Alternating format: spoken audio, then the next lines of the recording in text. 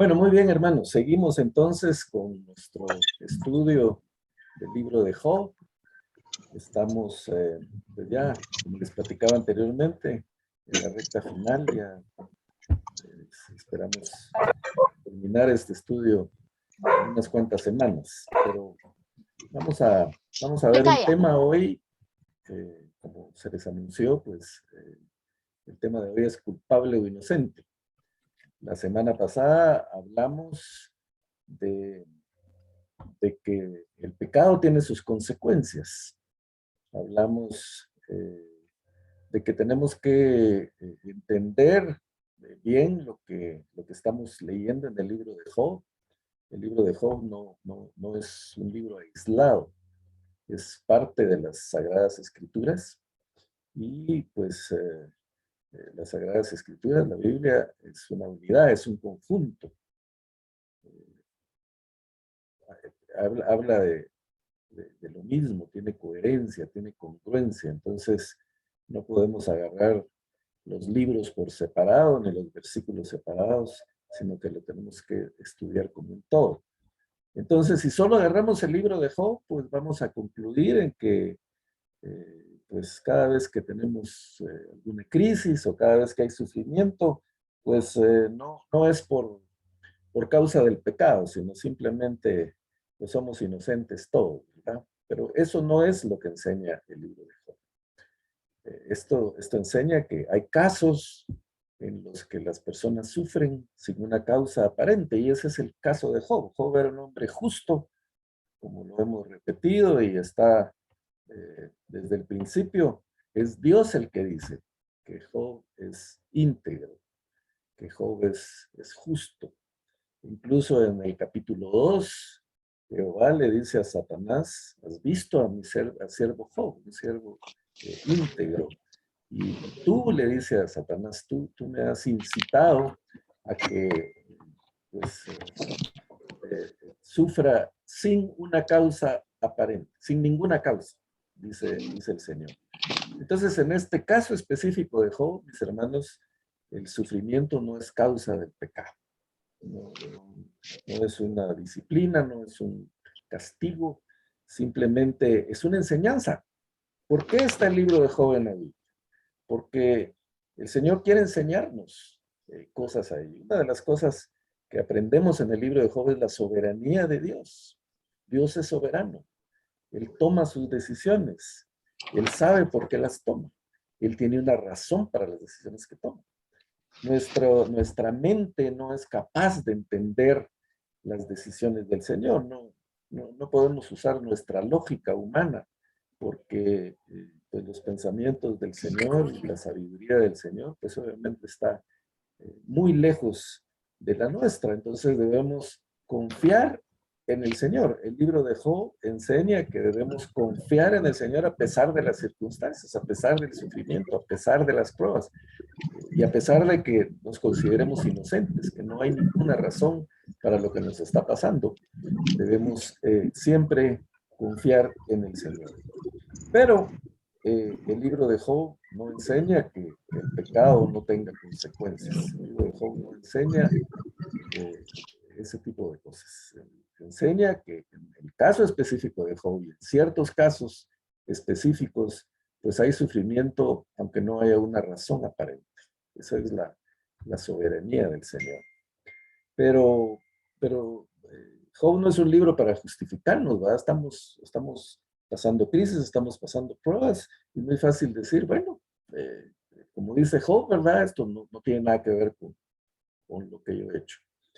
No es así, mis hermanos. El pecado tiene consecuencias. Vamos a ver más adelante, no sé si hoy nos va a dar tiempo, si no, en el próximo estudio, vamos a ver las consecuencias del pecado. Están a través de todas las escrituras. Y pues ahí desde que el Señor dio la ley, ¿verdad? Hay bendiciones y maldiciones de acuerdo a lo que el pueblo de Israel iba a hacer. Desde el Edén, pues el pecado de Adán tuvo consecuencias, y así a través de toda la Biblia y a través de toda la historia, el pecado tiene consecuencias. Entonces, no quiero que malinterpretemos el libro de Job. Simplemente el Señor no es predecible. El Señor es totalmente impredecible, ¿no? No podemos saber qué es lo que Él va a hacer, solo Él en su infinita sabiduría conoce lo que Él hace, ¿verdad? El mismo Jesús fue impredecible. Hablábamos de sus milagros, no siempre siguieron el mismo procedimiento, ¿verdad? En algunas ocasiones él tomó elementos de la tierra, saliva, lodo, por ejemplo, para sanar a un ciego. En otros casos simplemente puso las manos. Otros casos ni siquiera estuvo presente, ¿verdad? Como el siervo aquel del centurión, simplemente lo sanó a la distancia con unas palabras. Pues él tuvo la capacidad de sanarlo. El otro caso de aquella mujer que tenía flujo de sangre simplemente tocó su manto. El Señor no hizo nada ahí, simplemente salió poder de él. Él supo que había salido poder de él. Entonces, totalmente impredecible, mis hermanos. También el tema de los pecados, hablábamos de que en algunos casos el Señor primero primero perdonó pecados y después sanó. Y en otros casos lo hizo al revés, primero dio la sanidad y después el perdón. O sea, el Señor es impredecible. No podemos saber qué es lo que Él está pensando. Él conoce nuestros pensamientos, Él conoce nuestro futuro, Él lo conoce todo, pero nosotros no podemos conocer los planes del Señor. Entonces, hermanos, el pecado tiene consecuencias. Y en algunos casos vamos a ser culpables, en otros casos vamos a ser inocentes. Lo que no podemos es ir con alguien que está sufriendo e inmediatamente deducir que es porque está pecando. Tampoco podemos ir en plan acusador con esta persona. Simplemente, como dijimos, cuando nos acercamos a alguien que está sufriendo, tiene que ser con el corazón, tiene que ser con amor, tiene que ser pues sí, en un proceso de restauración, pero sin asumir que esta persona está pecando. Podemos ayudarlo a encontrar el propósito de lo que le está pasando, pero que él mismo sea el que saque sus conclusiones, no nosotros sacar las conclusiones de lo que le está pasando, sino tiene que ser él el que llegue a esa conclusión. Entonces, el día de hoy vamos a hablar de eso, de la culpa o de la inocencia cuando hay sufrimiento. Lo primero que tenemos que analizar es, ¿puede un hombre ser justo delante de Dios? ¿Qué piensan ustedes? ¿Quién me puede ayudar un poco con esto? ¿Será que podemos ser justos ante Dios?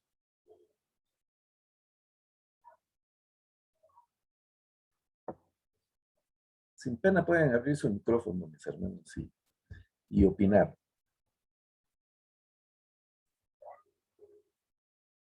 ¿Están ahí? ¿O ya se me fueron? Hermano Walter, buenas noches. Yo creo Hermana que Connie, humanamente no podemos ser justos ante Dios, pero como Dios nos ve de una manera diferente, Él habló de Job y dijo varón justo.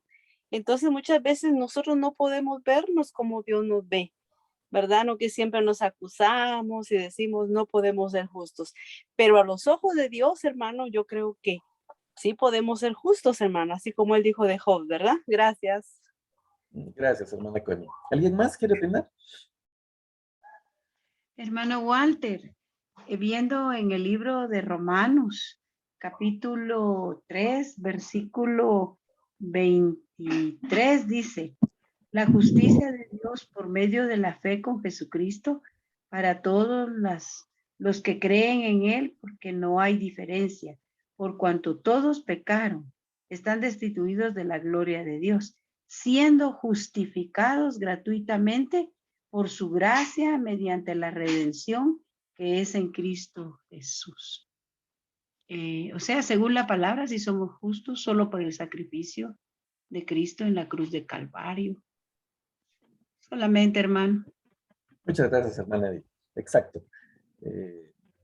Así es, somos justificados. Justificados pues por la fe, tenemos paz para con Dios por medio de nuestro Señor Jesucristo. El Señor Jesucristo nos justifica. Pero estamos en dos etapas diferentes. Recordemos, el Antiguo Testamento es una cosa y el Nuevo Testamento es otra. En la época de Job, Job no tenía, o no sabía del sacrificio de Cristo en la cruz del Calvario.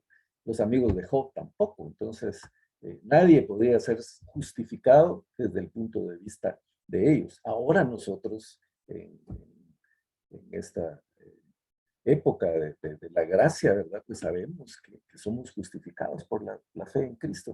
Nuestros pecados fueron lavados en la cruz del Calvario, pero en aquella época era causa y efecto. Había pecado, entonces había consecuencias. Y como eso era en el gran porcentaje, en el 90% de los casos es así, pues estas personas asumieron que en el caso de Job era lo mismo y ellos no podían salir de ese pensamiento.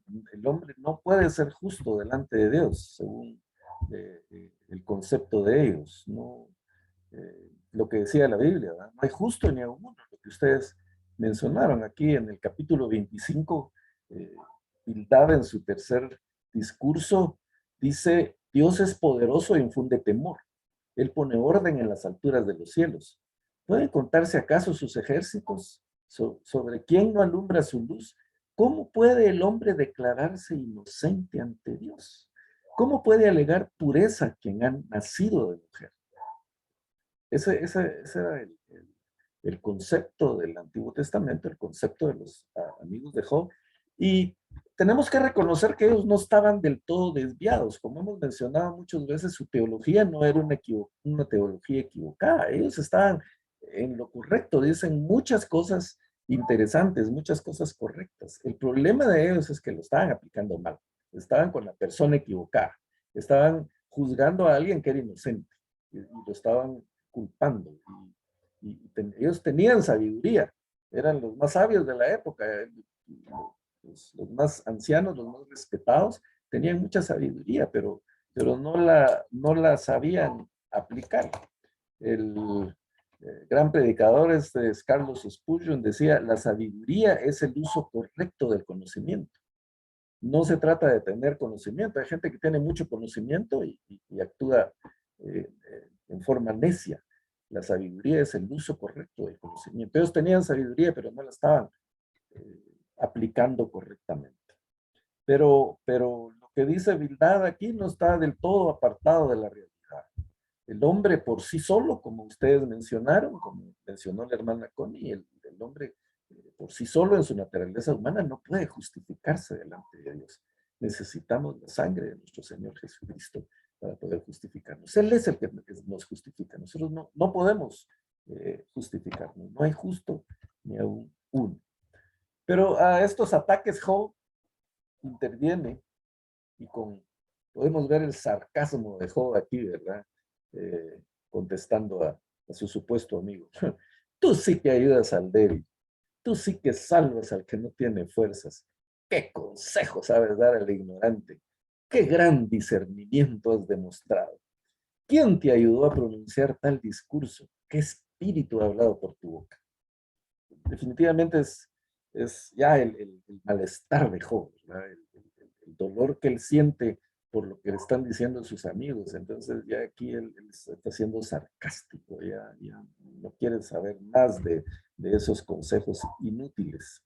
Y es el cuidado que debemos tener al tratar de consolar, mis hermanos, no ser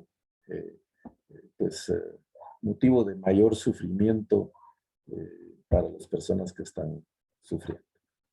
En el capítulo 27, el noveno discurso de Job, él dice, juro por Dios, el Todopoderoso, quien se niega a hacerme justicia, quien me ha amargado el ánimo, que mientras haya vida en mi aliento, que mientras haya vida en mí y aliento divino en mi nariz, mis labios no pronunciarán maldad alguna, ni mi lengua proferirá mentiras. Jamás podré admitir que ustedes tengan la razón.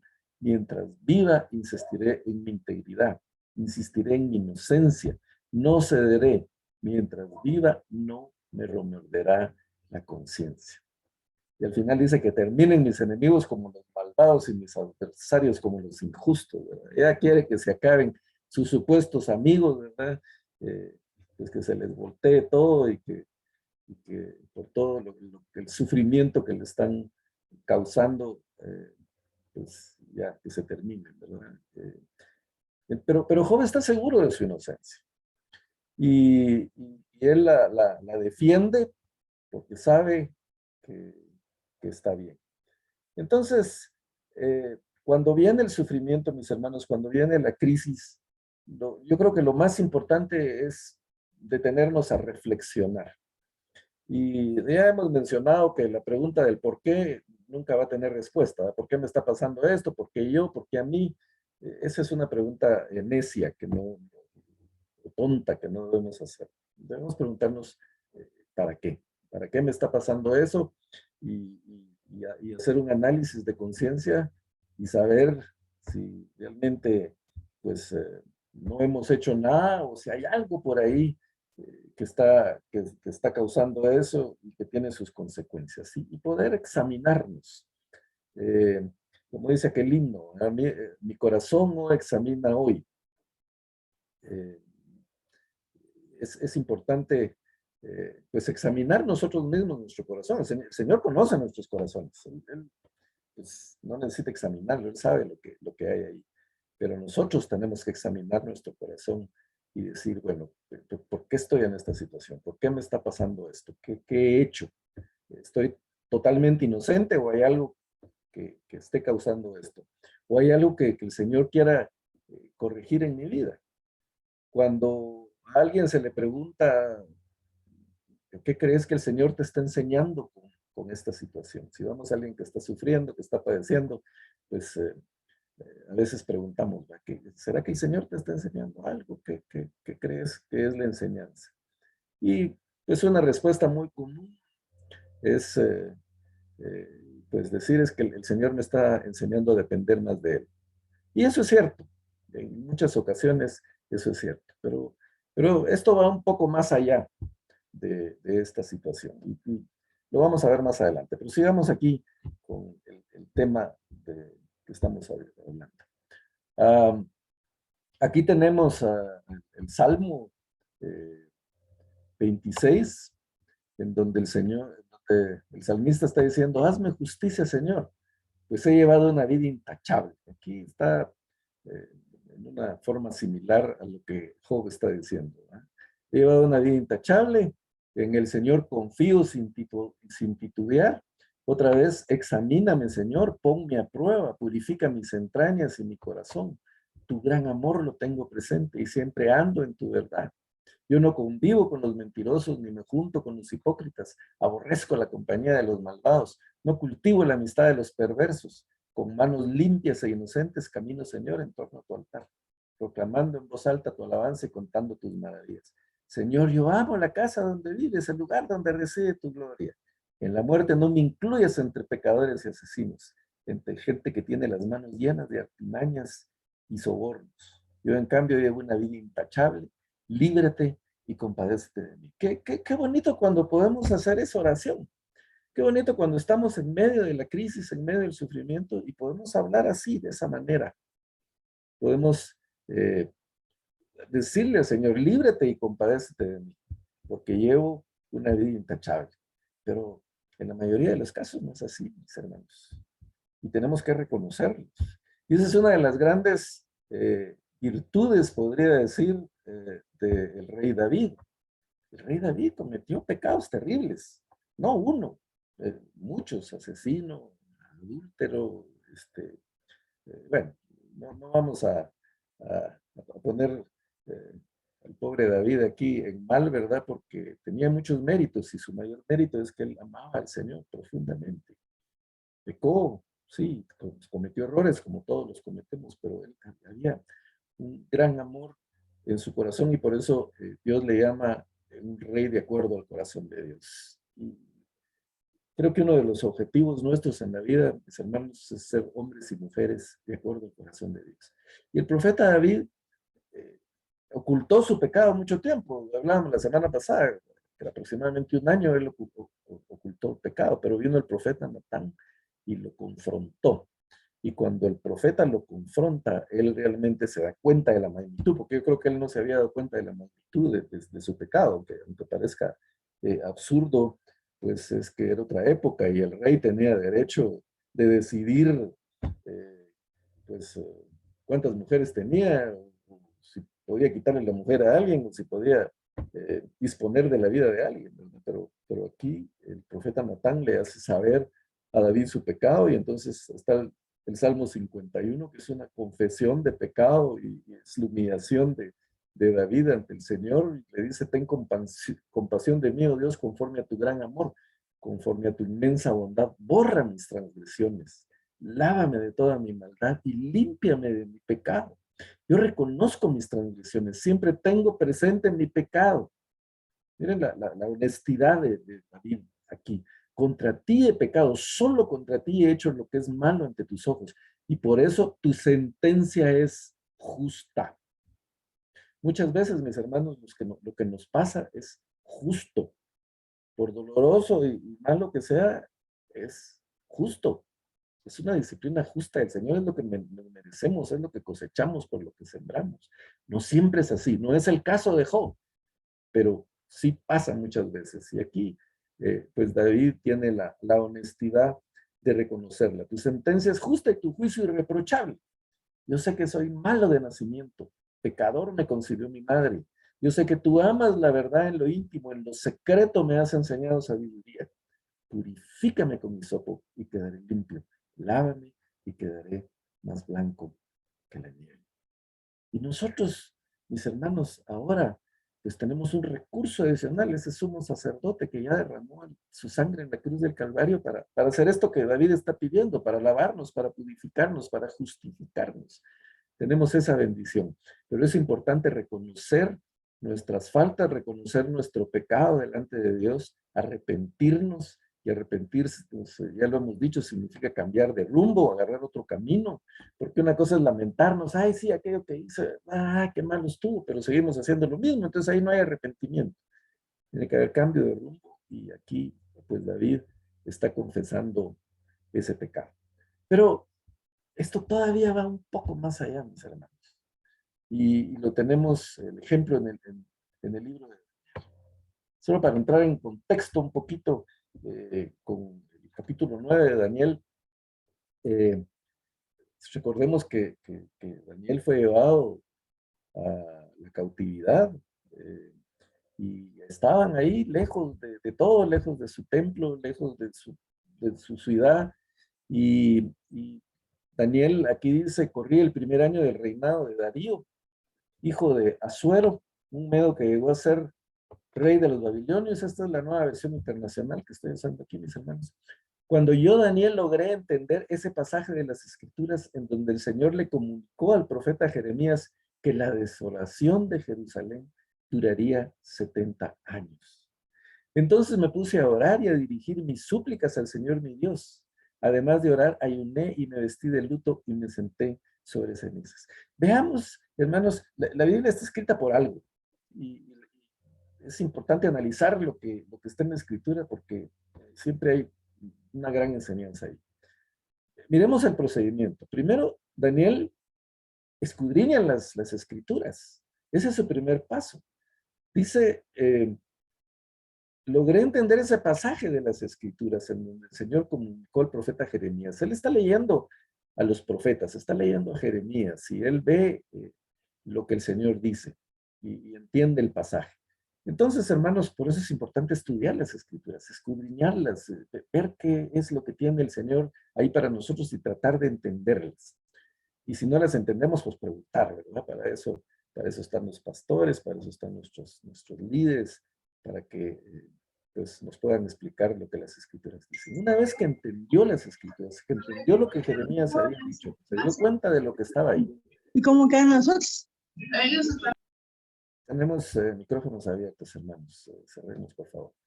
Entonces, una vez que entendió las Escrituras, él se puso a orar, a dirigir sus súplicas al Señor su Dios, y además de orar, dice, ayunó y se vistió del luto y me senté sobre cenizas. ¿Por qué hizo esto? Él se autoanalizó, él vio que era un pecador, él vio que tenía pecado. Sabemos, mis hermanos, de Daniel que era un hombre justo. Yo no encuentro en la Biblia errores de Daniel. Hay muchos personajes bíblicos que ahí se reflejan, tal y como son. La Biblia refleja a los personajes bíblicos con todos sus defectos y todas sus cualidades. Y vemos errores en Abraham, en Jacob, en David, en Moisés, en todo el mundo. Pero en Daniel, específicamente, yo no encuentro pecados, situaciones de injusticia. Daniel, me atrevo a decir que era un hombre íntegro también, muy justo. Sin embargo, él se pone a orar, a ayunar, a vestirse de luto sobre cenizas. ¿Y qué dice? ¿Qué hace Daniel? El versículo 4 dice, esta fue la oración y confesión que le hice. Señor, Dios grande y terrible, que cumples tu pacto de fidelidad con los que te aman y obedecen tus mandamientos. Hemos pecado y hecho lo malo. Hemos sido malvados y rebeldes.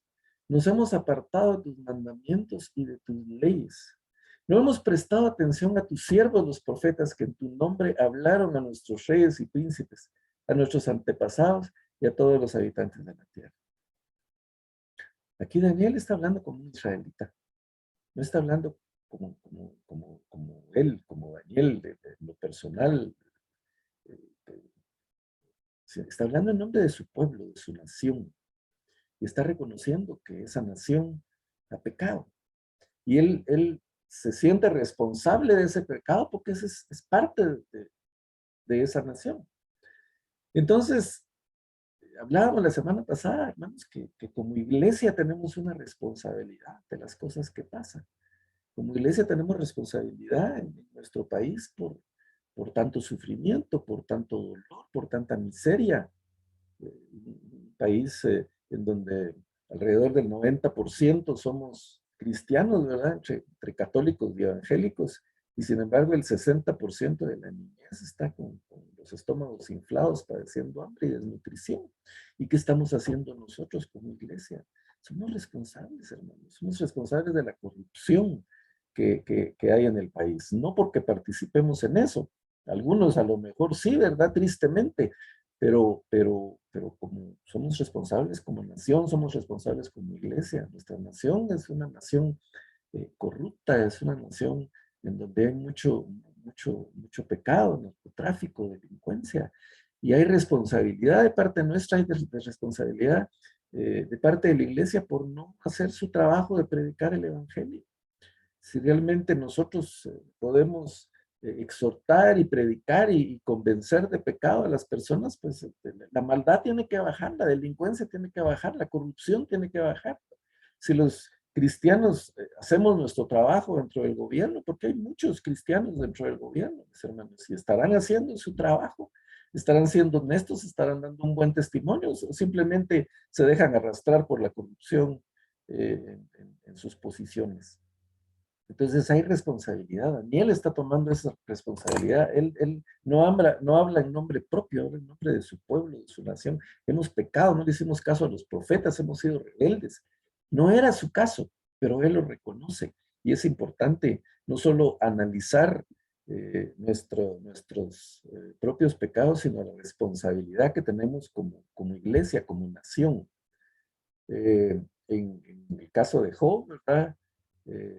Él pregunta a sus amigos, si ustedes de verdad creen que los malos están destinados a sufrir una muerte prematura, porque eso es lo que los amigos le están diciendo, los malvados se van a ir a la muerte, van a morir antes de tiempo, los justos viven más. Ese era uno de los conceptos que tenían los amigos de Job. Y él les dice, si eso es cierto, ¿verdad? En uno de sus discursos, si ellos hubieran contestado, no, nunca hablamos de eso, ¿verdad? Del futuro de los malvados. Pero Job les dice, si eso es así, lo que ustedes están diciendo es cierto, ¿por qué entonces están advirtiendo a un hombre justo acerca de su futuro? ¿Cuán incongruentes pueden llegar a ser ustedes? Pero si realmente los malos están destinados a sufrir una muerte prematura, ¿qué están haciendo para evitar eso? Nosotros creemos, hablamos, ¿verdad?, de los impíos, de que los que no reciban al Señor se van a ir al infierno, de que toda esa gente que está en el narcotráfico o en la corrupción, o todos los sicarios, pues se van a condenar, se van a ir al infierno. Si sabemos eso, ¿por qué no les estamos advirtiendo? ¿Por qué no les estamos predicando el evangelio si es lo que el Señor nos ha enviado a hacer? Nos contentamos con decir, el Señor los va a condenar. Ahí está en el Apocalipsis, que de todas formas el Señor pues va a acabar con todos y todos se van a ir al infierno. Pero existe el amor y la pasión nuestra porque eso no suceda, por predicarles el evangelio y que la gente cambie. O estamos acomodados como nosotros, pues ya tenemos al Señor en nuestro corazón, ¿verdad? Ya tenemos asegurada la vida eterna. Ese es un regalo que el Señor nos dio. Los demás que miren cómo sale. Yo no tengo por qué estar yendo ahí con los delincuentes, con los drogadictos, con los corruptos, ¿verdad? Hay a ellos que se condenen. Esa es nuestra posición, pero eso no es lo que la Biblia dice, eso no es lo que el Señor nos ordenó. Él nos mandó a ir por todo el mundo, a predicar el evangelio a toda criatura. Recordemos que el Señor dice que él no quiere que nadie se pierda, ¿verdad?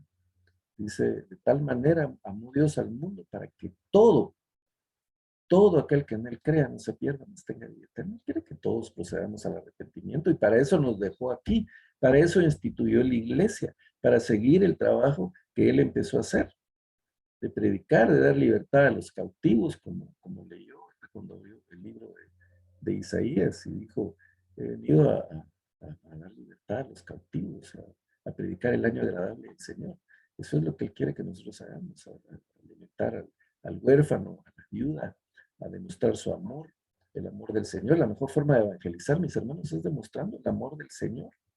No podemos evangelizar peleando con las personas, creando conflictos, buscando a los enemigos o odiando a nuestros enemigos, sino es a través del amor, a través del testimonio, a través de la vida de piedad que nosotros tenemos, que es donde pues, podemos predicar mejor el evangelio. Entonces, ¿por qué sufren los justos? Y esa es una pregunta que nos hemos estado preguntando, pero valga la redundancia, nos hemos estado haciendo a través de este estudio. No es tal vez la mejor respuesta, pero es una de las grandes. Dios usa el sufrimiento para hacernos más como Cristo, para que nos parezcamos más a Cristo. Y entonces debemos imitar a Cristo, lo que Cristo hizo. No estamos llamados a ser como otros cristianos, no imitemos a otros cristianos. Estamos llamados a ser como Cristo. Lo que decía Pablo, imítenme a mí porque yo imito a Cristo. Esa es nuestra función. E insisto, Cristo vino a mostrar su amor a los necesitados. Y por medio de ese amor, pues Él predicó, dio su vida en la cruz del Calvario por cada uno de nosotros. Entonces nosotros estamos llamados a ser como Cristo y a veces el sufrimiento por el que pasamos puede ser como causa del pecado, como ya dijimos, pero también puede ser porque el Señor nos prepara para ser más como Él. Él pasó los peores sufrimientos por nosotros. Entonces, los apóstoles, Pablo, por ejemplo, consideraba un privilegio el sufrir.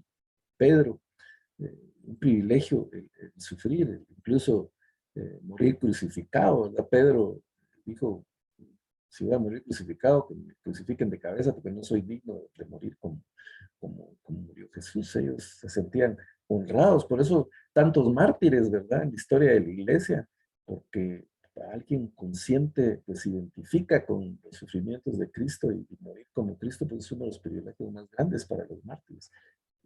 Estamos llamados a ser como Cristo. Yo no estoy enseñando que debemos buscar la muerte, ¿verdad? O debemos buscar la tragedia, pero sí cumplir con lo que el Señor nos mandó, de predicar el Evangelio, de mostrar nuestro amor a los demás. Y somos responsables de que esta nación sea mejor, de que nuestra iglesia sea mejor. Muchos se cambian de iglesia, ¿verdad? Es que esa iglesia no me gusta, no es buena. No es buena porque estamos ahí, ¿verdad? Nosotros somos los que formamos la iglesia, entonces si la iglesia no funciona es porque nosotros no funcionamos. Porque tenemos responsabilidad, hermanos, como nación, como pueblo cristiano, de todo lo que está pasando en nuestro alrededor. Entonces el análisis, ¿qué refleja nuestra vida? ¿Reflejamos a Cristo? ¿Es eso lo que los demás ven en nosotros o ven otra cosa? ¿Qué creen ustedes? Es un autoanálisis, mis hermanos. No somos del todo inocentes. Hay culpa en nosotros. Y es importante saber por qué vienen las crisis, saber por qué viene el sufrimiento, cuáles son las causas. El Señor nos puede estar disciplinando, el Señor nos puede estar enseñando algo, el Señor nos puede estar preparando. Es nuestra responsabilidad entender por qué viene el sufrimiento. Algunas personas con el sufrimiento entran y salen purificadas por lo que les pasa. Otros salen amargados, resentidos. ¿Qué hace la diferencia? Nuestra actitud hacia la palabra de Dios y la voluntad de Dios. El conocimiento que tenemos de la palabra de Dios, pues tiene mucho que ver con nuestra reacción ante el sufrimiento. Podemos pelearnos con Dios, podemos protestar, reclamarle a Dios por lo que nos está pasando, o simplemente utilizar, sacarle provecho a lo que nos está pasando para ser cada día mejores, para ser más como Cristo y para madurar en el Señor. Si vamos a Deuteronomio, el Señor les dice al pueblo, cumple fielmente todos los mandamientos que hoy te mando, para que vivas, te multipliques y tome posesión de la tierra que el Señor juró a tus antepasados. ¿Y qué dice aquí? Recuerda que durante 40 años el Señor tu Dios te llevó por todo el camino del desierto y te humilló y te puso a prueba. ¿Para qué?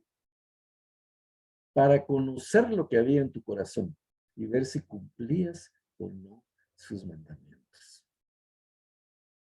Cuando tenemos crisis, cuando estamos en problemas, cuando hay tragedia, cuando hay sufrimiento, ¿qué hay en nuestros corazones? Y en medio de eso, ¿estamos dispuestos a cumplir, a seguir cumpliendo los mandamientos del Señor?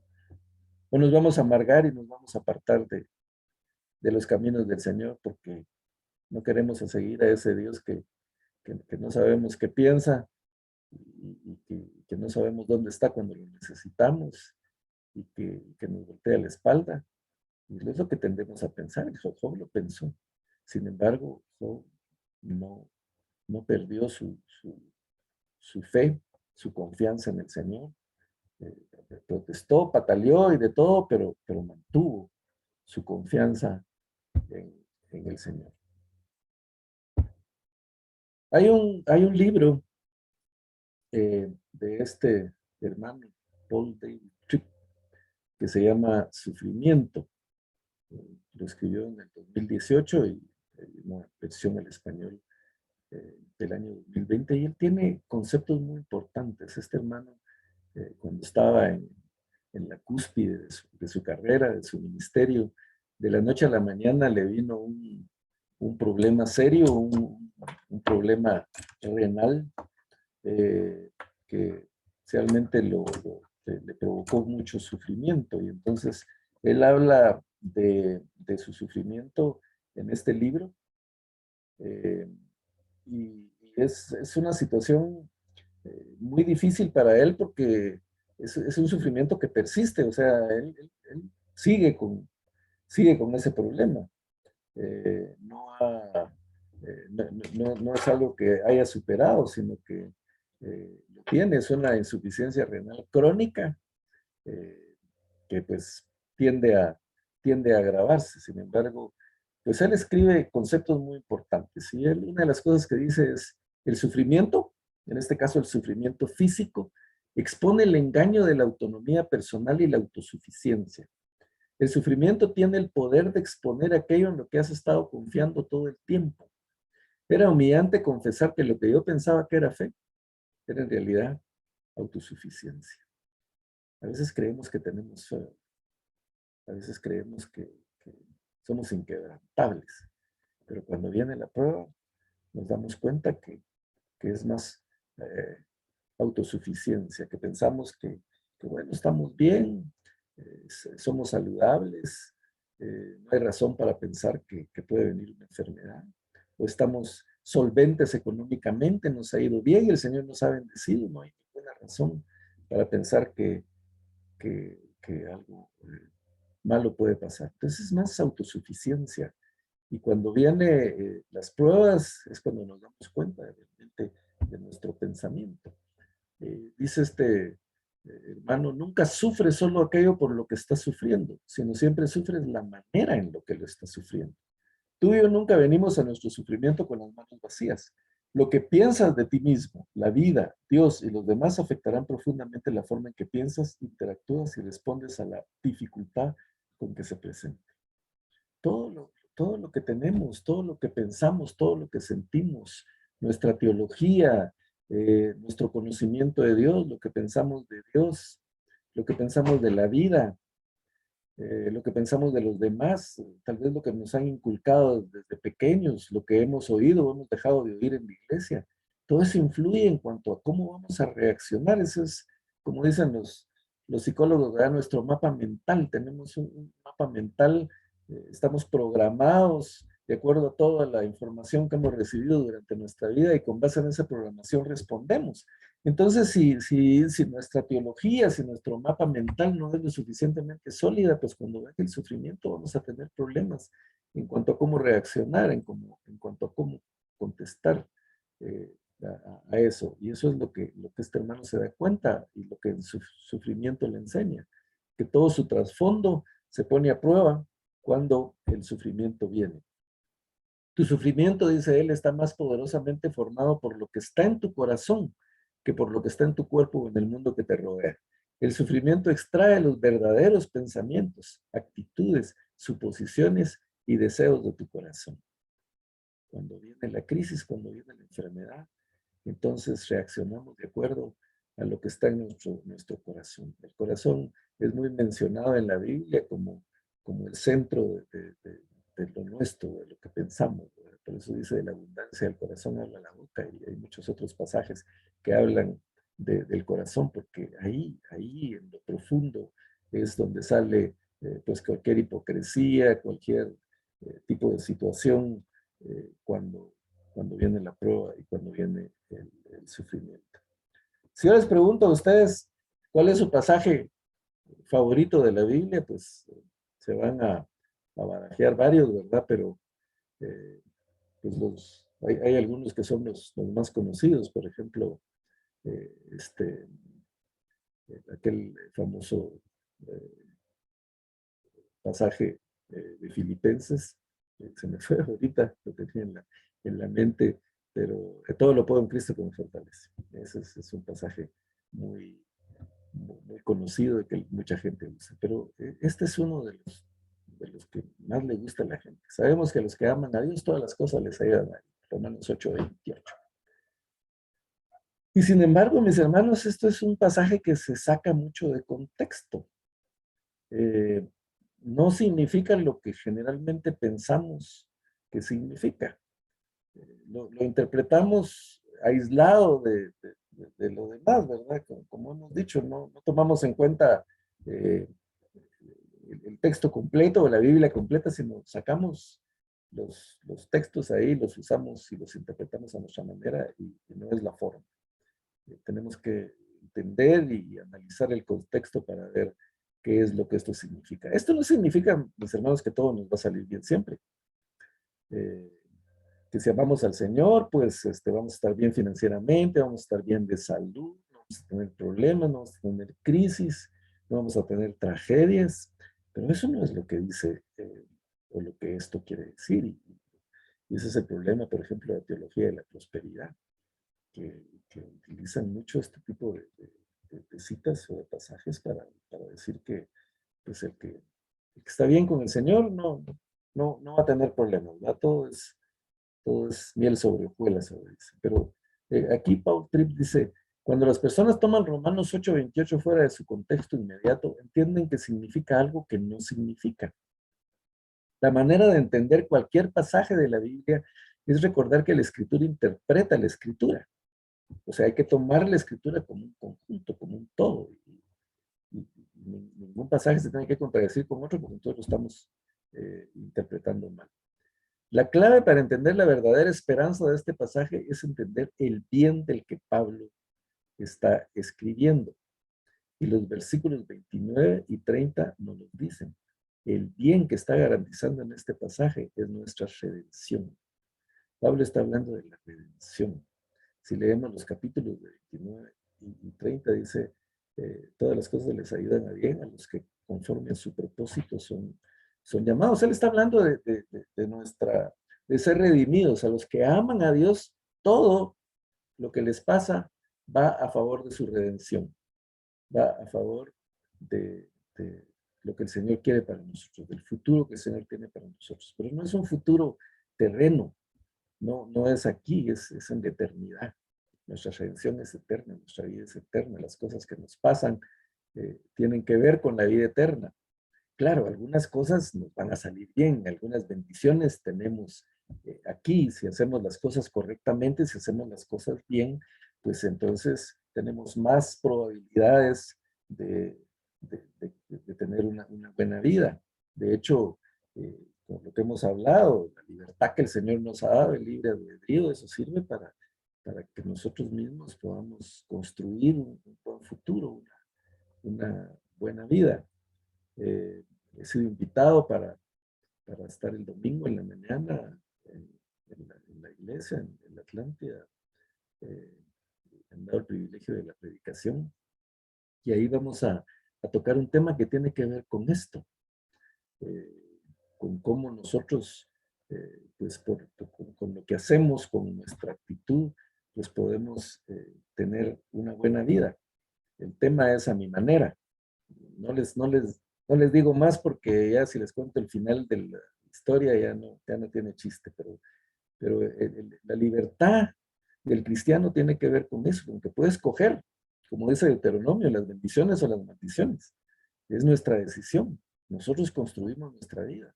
Lo que hacemos hoy, pues tiene que ver con lo que va a pasar mañana con nosotros, así como donde estamos hoy tiene que ver con las decisiones que hemos tomado en el pasado. Pero el Señor no nos garantiza que no vamos a tener sufrimiento. El Señor no nos garantiza que todas las cosas nos van a salir bien, como malinterpretamos este pasaje de Romanos. Nos garantiza la vida eterna. Nos garantiza que en el futuro pues vamos a estar mejor. Como dice la Biblia, las aflicciones del presente no tienen nada que ver con la gloria que nos espera, con la gloria venidera. Y hacia eso va ese pasaje. Entonces, hermanos, ya estamos en el tiempo y vamos a seguir hablando de estos temas la próxima semana, pero es importante las enseñanzas que tenemos hoy. El sufrimiento, el pecado tiene consecuencias. A veces hay sufrimiento, a veces hay crisis, a veces hay dolor, porque el Señor nos prepara, como ya vimos. El Señor nos está preparando para algo. Quiere que limemos cierto tipo de cosas. Pero es importante no juzgar, no ir ante el que está sufriendo en tono acusador, como que somos los dueños de la verdad, que lo sabemos todo, como los amigos de Job, le atribuyeron todo tipo de pecados. También vamos a hablar de eso en la próxima reunión. Lo trataron de hipócrita, lo trataron de mentiroso, lo trataron de injusto, y sin ninguna razón. Y Job se defiende porque sabe que nada de eso es verdad, pero ese es el error de los amigos de Job y es el error que nosotros tenemos que evitar. Pero en cuanto a nosotros, sí es importante el autoanálisis, sí es importante la reflexión y sí es importante, mis hermanos, la confesión de pecados, confesar nuestros pecados, el arrepentimiento, el cambiar de rumbo, el querer agradar al Señor. Como seres humanos, pues estamos expuestos al pecado, nacemos ya con, esa tendencia. Entonces, no se trata de pues estar sintiéndonos mal todo el tiempo. Si nos sentimos mal, qué bueno, ¿verdad? Pero que ese sentir nuestro sirva de algo, porque solo sentirnos mal, pero seguir igual no tiene ningún sentido, ni ningún propósito. Tenemos que extraer pues, lo bueno de cada situación. Bueno, llegamos hasta aquí. No sé si hay preguntas, comentarios. Tenemos pues algunos minutos todavía para poder hablar al respecto. Así que con libertad, hermanos, pueden abrir sus micrófonos y comentar o preguntar.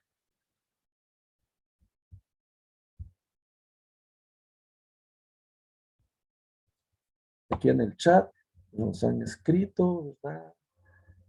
Dice Hebreos 5:8-9, aunque era hijo de Dios, Jesús aprendió obediencia por las cosas que sufrió.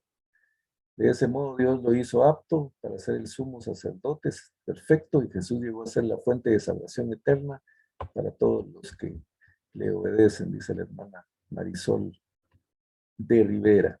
Y también menciona Efesios 4:13-15, hasta que todos lleguemos a la unidad de la fe y del conocimiento del Hijo de Dios, a un varón perfecto a la medida de la estatura de la plenitud de Cristo, para que ya no seamos niños fluctuantes, llevados por doquiera de todo viento de doctrina, por estratagema de hombres, que para engañar emplean con astucia las artimañas del error, sino que siguiendo la verdad en amor crezcamos en todo en aquel que es la cabeza en Cristo.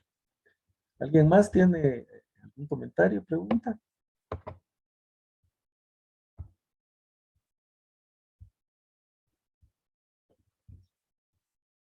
¿Están ahí todavía? Bueno, muy bien. Si no, Amén. ok, si no lo dejamos aquí, hermanos, y pues nos vemos, si el Señor lo permite, la próxima semana.